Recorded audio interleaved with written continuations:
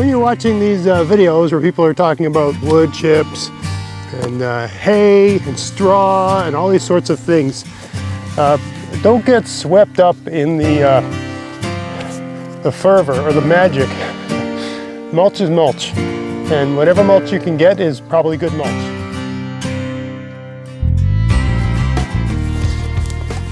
Hey, it's Greg here with MaritimeGardening.com, and I'm clearing a meadow to put a garden in.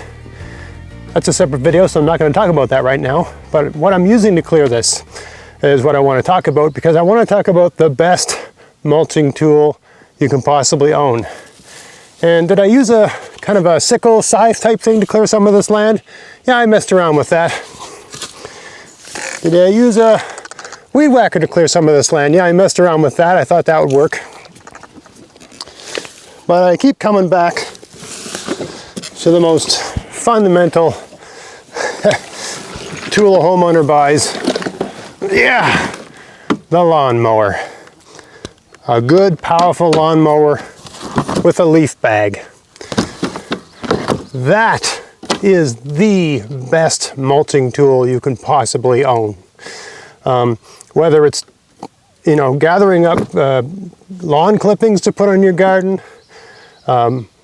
mowing over leaves that have fallen from trees to shred them up and use them as mulch, whether it's using the lawnmower to process bags of yard waste that you've gathered from the ends of the driveways of your neighbors, or whether it's some sort of wild meadow like this. So, I mean, this part here, I weed whacked this because I thought the weed whacker would produce enough. It didn't.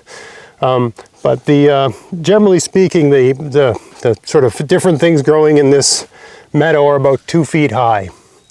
And number one, to do this kind of garden I'm going to do, which is a Ruth Stout garden, but that's just a teaser because that's a separate video. You want to have the grass cut really, really low when you're putting one of those in. It's just not worth your time to mess around with anything other than a lawnmower.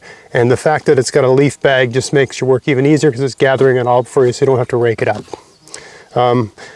Power wise, this one's 190 cc. I find this has all the power it could possibly need.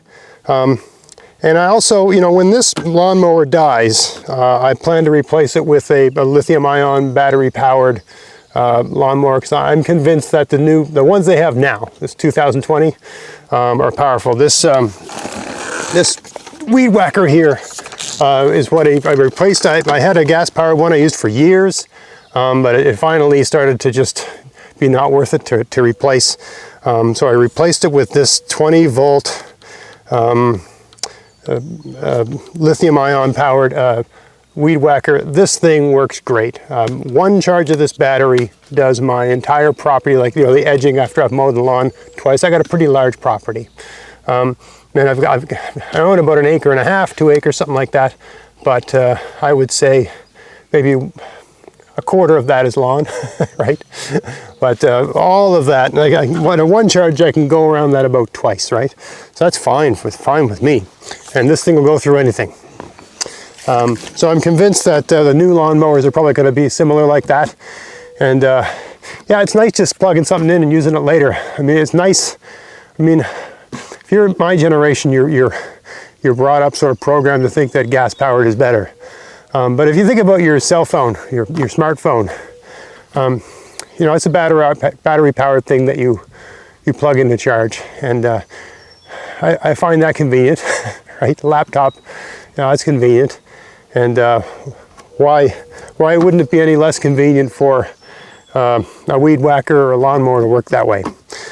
So anyway, this one's gas powered, but I do plan to transition to the lithium ion or whatever they have at that point in time when this dies. But yeah, 190 cc is a ridiculously powerful lawnmower. And I guess just speaking to lawnmower, I don't care what brand you buy, I'm not getting any money from anyone, but it's better to get the kind that's got the, I don't know if you can see that, yeah, you can, the big wheel in the back, right? The bigger the wheels, the better, and the higher you can set it, the better. The higher your lawn is when you mow your lawn, the better. But anyway, let's clear this field. Let me give you a look around, see what I'm dealing with. And I'm gonna clear this thing, and you're gonna see how much mulch I get out of this wild piece of, meadow, basically. It'll all grow back.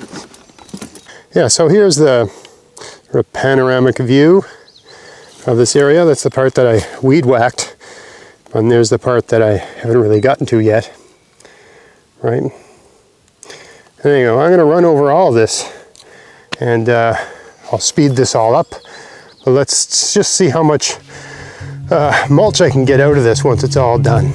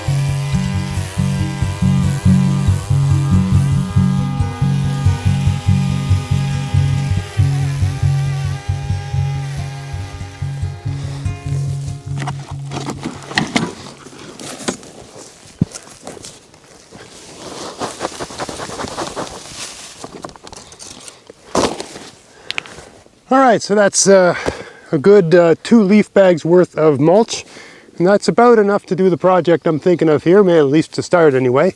So yeah, when you're watching these videos where people are talking about wood chips and hay and straw and all these sorts of things, don't get swept up in the fervor or the magic. Mulch is mulch. And whatever mulch you can get is probably good mulch. And the greener it is, to some extent, the better. But certainly the closer to home is the better, because it's just easier to get, right? And it costs almost nothing. Little, probably a couple tablespoons of gasoline was always required to gather this.